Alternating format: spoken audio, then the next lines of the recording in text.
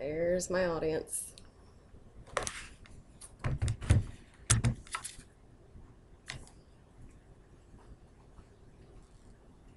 Have you ever sat down for a nice dinner, maybe at a nice restaurant, and felt like the girl in Pretty Woman, wondering which fork should I eat with? Which glass is mine? Which coffee cup is mine? Or have you maybe wanted to invite friends over for dinner and you weren't confident how to properly set a table? I'm Katrina Atkinson, and I have worked at a country club for 6.5 years, and I have been working for 10 years setting fine dining tables. I'm going to show you today how to properly set a table. First things first, you want to start with a nice plain tablecloth. Designs on a table can take away from the continuity of the appearance of your table. So if you start with something plain, it's like starting with a blank canvas on a painting.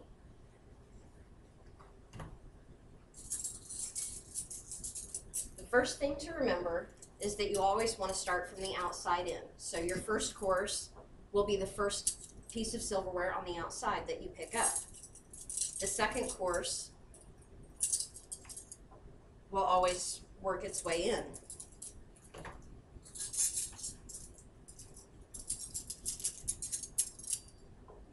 You want to start with an open space that's large enough for a dinner plate to sit in.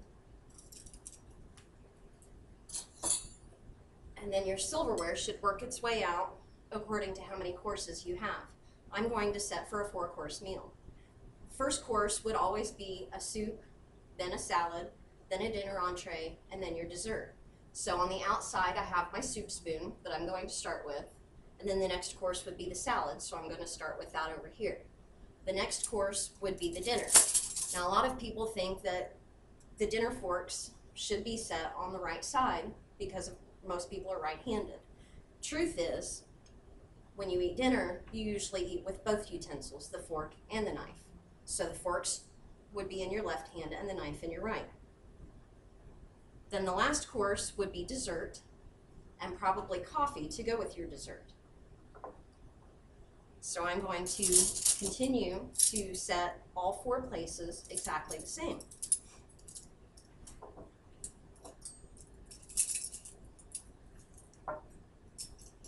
Some people like to work their way around the table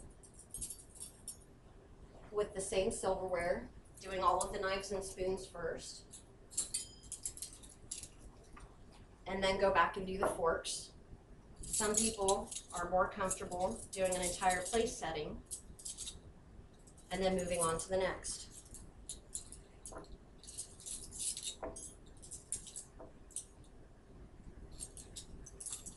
Your silverware should also be no more than 1/8 of an inch apart from one piece to the next, and no more than 1/8 of an inch from the bottom of the table. After you get all of your silverware in place, then you can put down a nicely folded napkin for the centerpiece.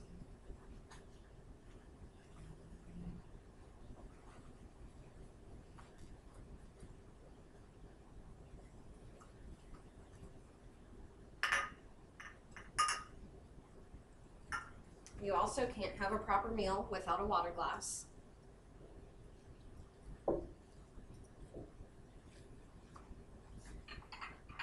And then any other beverages that you would drink will always be served from the right, so any of your glassware will always go on the right.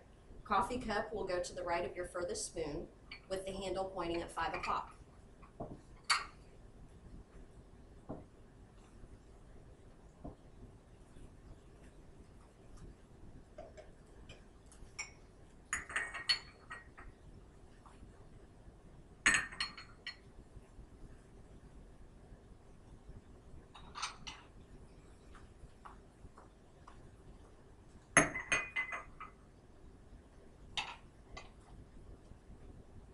Foods will always be served from the left. I have my silverware too far apart to do this. On a smaller table, there's not enough room in the center, so we would put the bread and butter plate to the left of the furthest fork, because all of your food's always served from the left.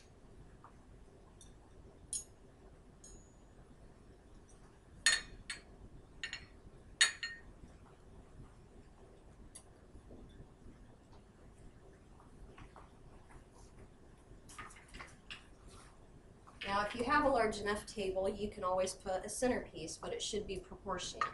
This table is not really large enough for a centerpiece, so I'm going to use a nice salt and pepper shaker and sugar caddy for the centerpiece.